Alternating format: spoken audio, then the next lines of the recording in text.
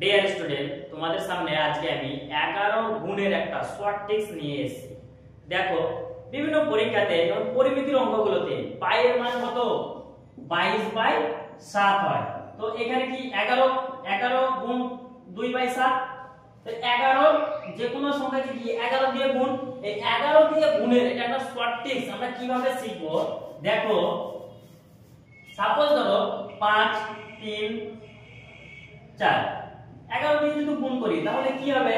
দেখো, প্রথম যে সংখ্যাটা আছে সেই সংখ্যাটাকে বসিয়ে দাও, তারপরের কাজ হচ্ছে কি 4 এর সঙ্গে 3 যদি যোগ করি তাহলে কত হবে 7, 3 এর সঙ্গে 5 যদি যোগ করি তাহলে কত হবে 8, আর 5 এর সঙ্গে কি যোগ করব, এটা কিছু নাই মানে শূন্য, তো 5 এর সঙ্গে শূন্য যোগ করলে কত হবে 5। তাহলে এটাই হচ্ছে অ্যানসার। একই ভাবে দেখো আর একটা অঙ্ক তোমাদেরকে দেখাচ্ছি।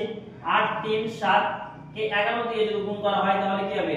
প্রথমে কি বলেছি, প্রথমকার অঙ্কটাকে একবারে বসিয়ে দাও 7, তো 7 এর সঙ্গে 3 যদি যোগ করি তাহলে কত হবে 10, তো 10 এর শূন্য হাতে থাকলো 1, 3 এর সঙ্গে 8 যোগ করলে কত হবে 11, 11 আর 1 যোগ করলে কত হবে 12, হাতে থাকলো 1, 8 এর সঙ্গে কিছু নাই মানে কি শূন্য আছে, তো 1 শূন্য যোগ করলে 8 আর হাতের একটা নিয়ে 9। তাহলে এটা হচ্ছে অ্যানসার। তো তোমরা কমেন্টে জানাবে যে 2 3 5 7 গুণিত 11 সমান কত হবে, এটা তোমরা কমেন্টে জানাবে।